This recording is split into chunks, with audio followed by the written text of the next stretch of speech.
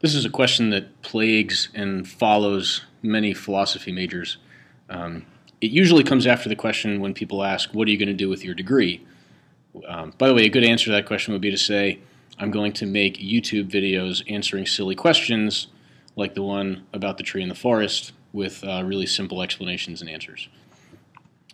So anyway, simple answer is yes, it makes a sound. It falls, things fall, they hit, and they make a sound. A sound is defined as an acoustical vibration through a medium, and as far as we can tell, whenever a tree hits the ground or something falls and there's a, it strikes something, then acoustical vibrations are made and in the air, and we call that sound. So are sound waves produced when a tree falls? Yes, they are. But someone might ask, right, this is where the skepticism comes in, but how do you know it happens every time? Maybe it won't happen that one time that no one's there. How do you know it happens every time?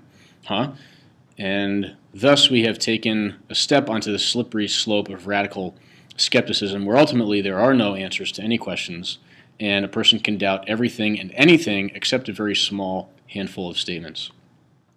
To show you how radical the skepticism can be, let's flip this situation. Let's say that if a tree falls in the forest and someone hears it, does it make a sound? The answer is yes.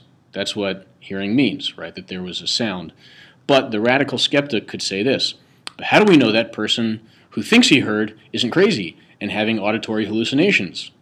And maybe somebody else is there, and well, that person's having hallucinations too. There's always a situation that someone could invent if they really wanted to doubt. And there's no way to give 100% assurance to the skeptic.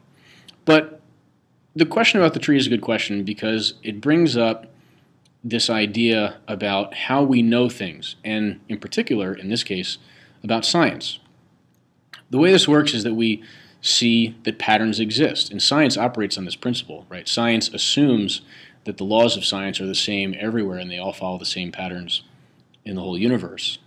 And as long as those patterns exist, then we can use those patterns to predict what will happen, right? We assume that that pattern is going to continue until we see the pattern not continue, and then we doubt the pattern. And so the same thing can be said for the tree in the forest. If a tree falls and it makes a sound, it falls and makes a sound, and we've seen that every time, then we have no reason, there's no evidence to think that every time a tree falls, it's not going to make a sound.